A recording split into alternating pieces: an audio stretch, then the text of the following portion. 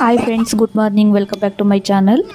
ಇನ್ನು ಇವತ್ತು ನಾವು ತುಮಕೂರು ಹತ್ರ ಇರುವಂಥ ಮಂದಾರಗಿರಿ ಹಿಲ್ಸ್ ಹೊರಟಿದ್ದೀವಿ. ಇದೊಂದು ಚಿಕ್ಕದಾದ ಬೆಟ್ಟ, ಬಟ್ ಇದರ ನೇಚರ್ ಅಂತೂ ಬ್ಯೂಟಿಫುಲ್ ಆಗಿದೆ. ಸುತ್ತಮುತ್ತ ಇರುವಂಥ ನೇಚರು. ಇನ್ನು ತುಮಕೂರಿಂದ ಮಂದಾರಗಿರಿ ಹಿಲ್ಸ್ಗೆ 10 ಕಿಲೋಮೀಟರ್ ಆಗುತ್ತೆ. ನೀವೇನಾದರೂ ಬೆಂಗಳೂರಿಂದ ಬರ್ತೀರಾ ಅಂದರೆ 70 ಕಿಲೋಮೀಟರ್ಸ್ ಆಗುತ್ತೆ. ಇದು ತುಮಕೂರು ಬ್ಯಾಂಗ್ಳೂರು ಹೈವೇ ನಿಯರ್ ಇರೋವಂಥ ಟೆಂಪಲ್. ಇದು ಜೈನ್ ಟೆಂಪಲ್ ಆಗಿರುತ್ತೆ ಮಂದಾರಗಿರಿ ಹಿಲ್ಸು. ಇದು ನೋಡಿ, ಇದೇ ಎಂಟ್ರೆನ್ಸು. ಇಲ್ಲಿ ಲೆಫ್ಟ್ ಸೈಡಲ್ಲಿ ಒಂದು ಜೈನ್ ಟೆಂಪಲ್ ಇದೆ. ಹಾಗೆ ಇದು ಮೇಲ್ಗಡೆ ಮಂದಾರಗಿರಿ ಹಿಲ್ಸು. ಈಗ ನಾವು ಹೋಗ್ತಾ ಇರೋದು ಮೇಲುಗಡೆಗೆ ಹೋಗ್ತಾ ಇದ್ದೀವಿ. ಮೆಟ್ಲನ್ನು ಹತ್ಕೊಂಡು ಕೂಡ ಬರ್ಬೋದು. ಮೆಟ್ಲು ಒಂದು 450 ಮೆಟ್ಲುಗಳಿದ್ದಾವೆ. ಇಲ್ಲ ಅಂದರೆ ಕಾರಲ್ಲಿ ಕೂಡ ಮೇಲ್ಗಡೆನೇ ಕಾರು ಹೋಗುತ್ತೆ, ವೆಹಿಕಲ್ಸ್ ಎಲ್ಲ ಹೋಗುತ್ತೆ. ನಾವು ಕಾರಲ್ಲೇ ಹೊರಟ್ವಿ. ತುಂಬ ರಶ್ ಇತ್ತು ಅಂತಂದರೆ ವೆಹಿಕಲ್ಸ್ನ ಮೇಲ್ಗಡೆ ಅಲೋ ಮಾಡೋದಿಲ್ಲ. ಆಗ ನಾವು ಮೆಟ್ಲನ್ನೇ ಹತ್ಕೊಂಡು ಹೋಗಬೇಕಾಗತ್ತೆ. ಇನ್ನು ಇವತ್ತೇನು ಅಷ್ಟು ರಶ್ ಇರಲಿಲ್ಲ, ಹಾಗಾಗಿ ಮೇಲೆಗೆ ಅಲೋ ಮಾಡಿದ್ರು. ಇನ್ನು ಮೇಲ್ಗಡೆನೇ ಪಾರ್ಕಿಂಗ್ ಕೂಡ ಇದೆ. ವೆಹಿಕಲ್ಸ್ ಎಷ್ಟೇ ಬಂದ್ರೂ ಪಾರ್ಕ್ ಮಾಡ್ಕೋಬೋದು. ಇನ್ನು ನಾವಿಲ್ಲಿ ಗಾಡಿಯನ್ನು ಪಾರ್ಕ್ ಮಾಡಿಬಿಟ್ಟು ಮೇಲೆ ಹೋಗ್ತಾ ಇದ್ದೀವಿ, ಬೆಟ್ಟದ ಮೇಲಕ್ಕೆ. ಈ ಮೇಲೆಯಿಂದ ನೋಡೋದಕ್ಕಂತ ವ್ಯೂ ಮಾತ್ರ ತುಂಬಾ ಚೆನ್ನಾಗಿದೆ. ಸುತ್ತಮುತ್ತ ಬೆಟ್ಟಗಳು, ನೇಚರು ತುಂಬ ಬ್ಯೂಟಿಫುಲ್ ಆಗಿ ಕಾಣಿಸುತ್ತೆ.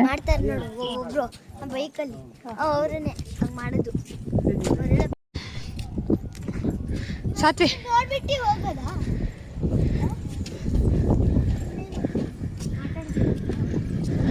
ಇಲ್ಲಿ ಏನು ಆಟ ಆಡ್ತೀಯೋ?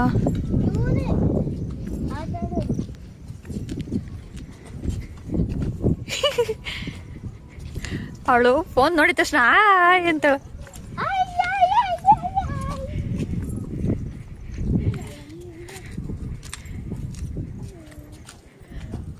ಇನ್ನು ಒಳಗಡೆಗೆ ಹೋಗ್ಬೇಕಂದ್ರೆ ಇಲ್ಲಿ ಎಂಟ್ರೆನ್ಸಲ್ಲಿ ಟಿಕೆಟನ್ನು ತೊಗೋಬೇಕಾಗುತ್ತೆ. ಎಂಟ್ರಿ ಟಿಕೆಟು ಒಂದು ಪರ್ಸನ್ಗೆ 10 ರುಪೀಸ್ ಇರುತ್ತೆ. ಚಿಕ್ಕ ಮಕ್ಳಿಗೆ ಏನಿರೋದಿಲ್ಲ, ದೊಡ್ಡವ್ರಿಗೆ 10 ರುಪೀಸನ್ನು ತಗೋತಾರೆ.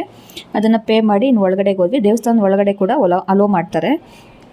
ನೋಡ್ತಾ ಇರ್ಬೋದು, ಒಳಗಡೆ ವಿಗ್ರಹ ಅಂದರೆ ಪಾರ್ಶ್ವನಾಥ ಸ್ವಾಮಿ ವಿಗ್ರಹವನ್ನು ಇಟ್ಟಿದ್ದಾರೆ.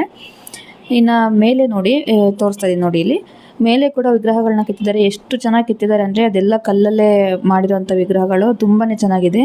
ಈ ದೇವಸ್ಥಾನಕ್ಕೆ, ಈ ಟೆಂಪಲ್ಗೆ 800 ವರ್ಷದ ಹಳೆಯ ಟೆಂಪಲ್ ಅಂತ ಇದು. ಇನ್ನು ಆಲ್ಮೋಸ್ಟ್ ಮಂದಾರಗಿರಿ ಹಿಲ್ಸ್ಗೆ ಜನಗಳು ಬರೋದು ಅಂದರೆ ಈ ಒಂದು ಪ್ಲೇಸನ್ನು ನೋಡೋದಕ್ಕೇ. ಇದು ತುಂಬಾ ಅಟ್ರಾಕ್ಟಿವ್ ಆಗಿದೆ.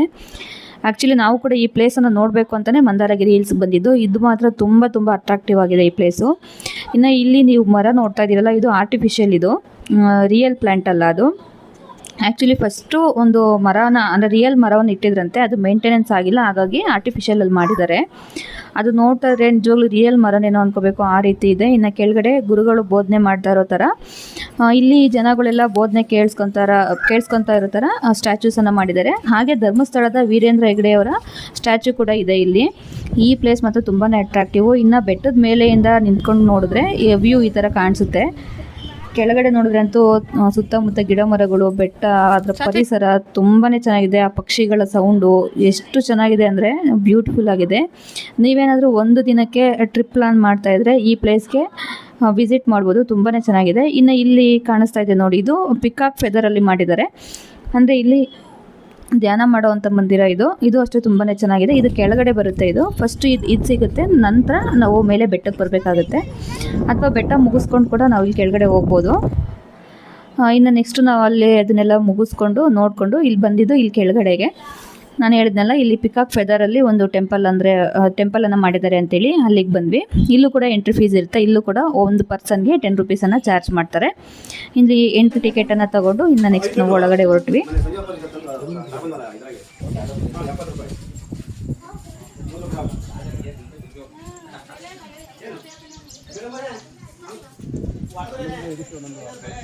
ಇನ್ನು ಹೋಗ್ತಾನೆ ಎಂಟ್ರೆನ್ಸಲ್ಲಿ ಎದುರುಗಡೆನೆ ಗೊಮ್ಮಟೇಶ್ವರ ಸ್ಟ್ಯಾಚ್ಯೂವನ್ನು ಇಟ್ಟಿದ್ದಾರೆ.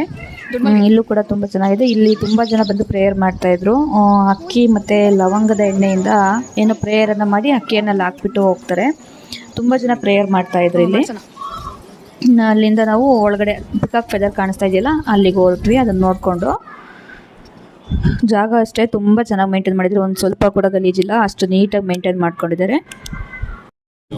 ಅಷ್ಟಮ ಜಿನನಿ ಅಷ್ಟಮ ಅವನಿಗನ ಸಿರಿ ಚಂದ್ರನಾಥ ದುತಿ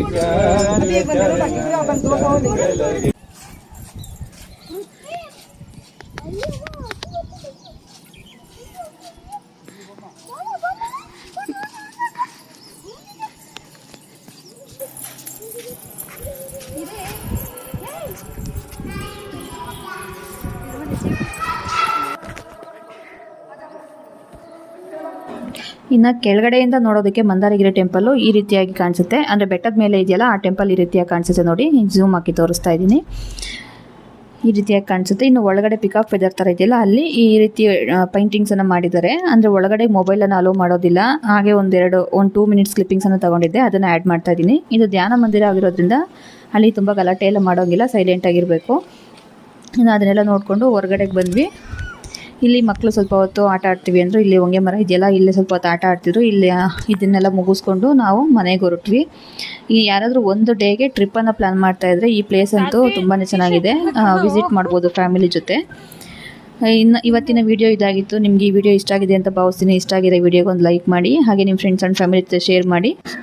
ನೀವಿನ್ನೂ ಯಾರಾದರೂ ನನ್ನ ಚಾನಲ್ನ ಸಬ್ಸ್ಕ್ರೈಬ್ ಮಾಡದೆ ನೋಡ್ತಾರೆ, ಸಬ್ಸ್ಕ್ರೈಬ್ ಮಾಡ್ಕೊಂಡು ನೋಡಿ. ಮತ್ತೆ ಸಿಗ್ತೀನಿ ಇನ್ನೊಂದು ವಿಡಿಯೋ ಜೊತೆ.